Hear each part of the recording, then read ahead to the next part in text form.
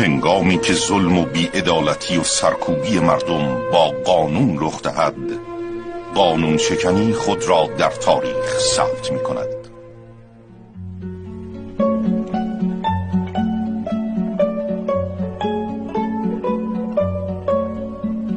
این ویدیو از لحظه بازداشت کودک 15 ساله برزین حمزه زاده در جریان جنبش انقلابی 1401 است.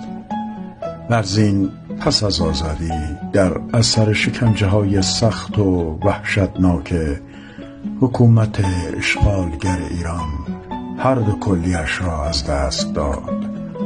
برزین بعد از 13 ماه مبارزه برای زندگی در 12 دی ماه در بیمارستان ارومیه درگذشت. شماهایی که برزین را با کتککاری رو بودید، شماهایی که شکنجهش کردید و تو خامنه‌ای تقاص پس خواهید داد، شک نکنید.